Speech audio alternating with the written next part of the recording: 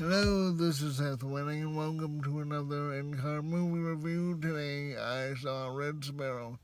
I really liked it. It had really interesting takes on espionage and the way people are manipulated. And oddly, it had something to say about the Russia investigation and the tampering with the American election, maybe.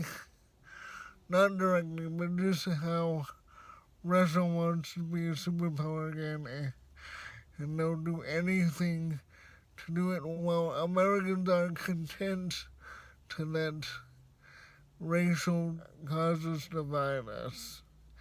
And just so you know, Russia is less concerned about racial divides, and probably they have a lot of racism in their country. Unlike us, where our racism is not as open. But anyway, Jennifer Lawrence was really good. Her accent was light. It was almost non-existent. And I know a lot of Russian people because I've pretty much grown up with Russian people, and I notice speech patterns, like they have difficulty differentiating when these articles, like a, and the, and when not to. Like if it were me, I would say, I'm going to the car, right? Because that's what Americans say. My Russian friend Kate, who's the best Russian English speaker I know, says, I go to car. Maybe she would say that. But I go to car is very common for Russian speaker, and Jennifer Lawrence didn't say that. And also, she didn't really have a Russian accent. You know, rolling R's, and you know how they sound. And I was looking forward to that because I love the Russian accent. So that was a little disappointing, but also it's not her fault. It had to do with not being enough time for her to really research and take on the accent. And it had to do with scheduling and filming and nothing to do with her. But I would have liked to hear her try to do a Russian accent because her uncle in the film, Mr. Gorov, had at least a European Russian accent, and maybe it wouldn't have worked too well if you're Latvian or Russian, but it would work if you're French or English or American. So that was good. I liked seeing Jolie Richardson as her mom, Mrs. Agorova. They got the surnames correct. Agorov, or Igorov for male, or Gorova for female. That's the way it works. So I was pleased with that. But Jolie Richardson's character was an invalid, and that's why Dominica, which is Jennifer Lawrence's character, had to do what she did.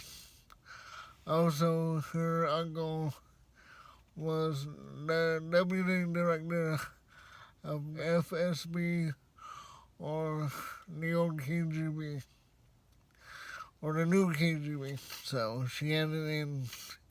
And this isn't a James Bond movie. It isn't very action-oriented. It also isn't cheesy. It's very, very brutal in some parts with the torture and the fighting and the blood.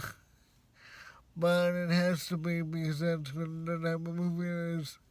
It's a very good movie. It's just not for a James Bond fan expecting to see James Bond.